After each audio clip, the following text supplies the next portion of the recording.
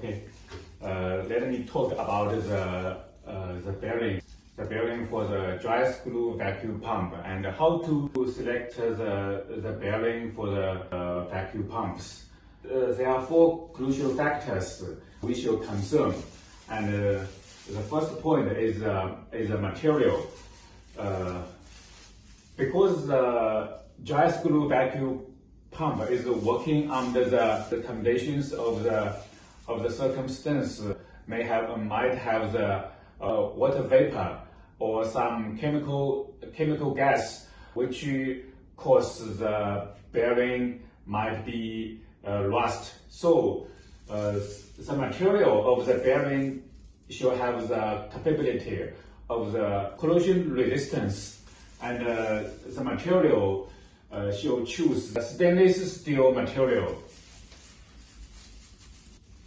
The bearing should made from the stainless steel or ceramic. And the stainless steel, we use 440C number stainless steel, and the ceramic is Si3M4 ceramic, and the second is precision control. As you may know, the dry screw vacuum pump is a high precision and high engineered industrial equipment, especially the rotor. This is the rotor inside the vacuum pump, and also the gear set show with a very high precision grade. The tolerance of the rotor should control the tolerance range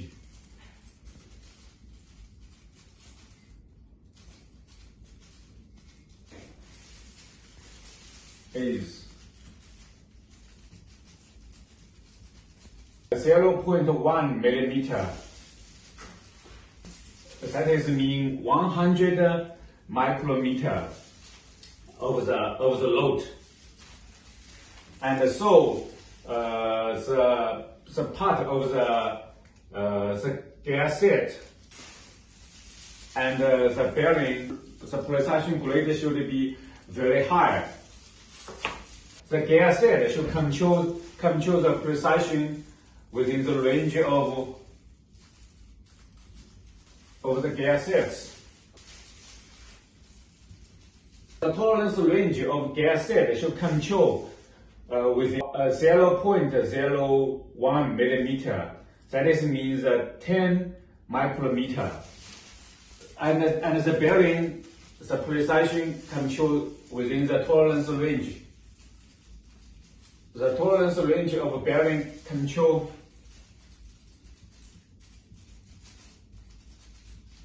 at P5 grade. The parameter of the chi and key, that is means the run out of the outer ring. The parameter of chi less than 5 micrometer, and the key less than 8 micrometer. That is means the run out of the outer ring and the inner ring when the bearing working is within 5 micrometer and within 8 micrometer.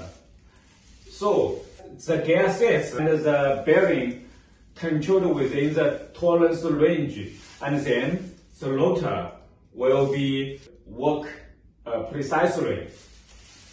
And the 3 point is grease selection. Because inside the vacuum pump is vacuum conditions, and the bearing seat is under the partial vacuum status. So if choose the normal grease, the grease will be easy to volatilize, and the grease will disappear after several times, maybe several weeks or several months. The grease will be volatilize and will disappear from inside the bearing.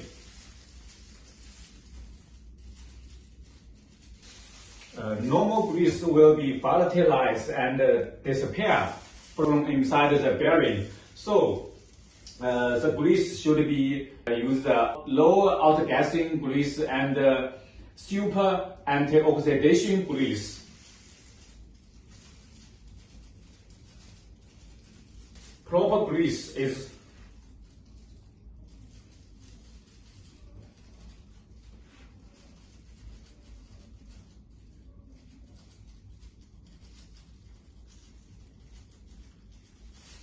super anti-oxidation, and with another capability is lower outgassing. Another is show lower outgassing grease. And the last point is assembly. After select the proper bearing, and when assemble the bearing into the vacuum pump, and because the rotor is a precise component, the clearance and the swing should be very small. Because the bearing have the clearance, when assemble the bearing onto the rotor shaft, we normally use the wave spring or locking nut to eliminate the gap and eliminate the clearance. There are two methods to eliminate the gap and eliminate the clearance. And one method is to use the wave spring. Use wave spring to eliminate the clearance of for the bearing. And the second is using the locking nut.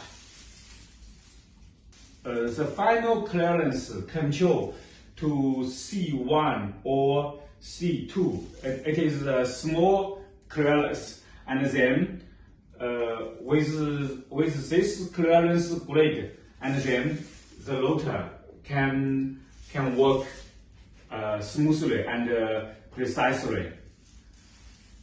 Okay, if you have any comments, please leave me the message.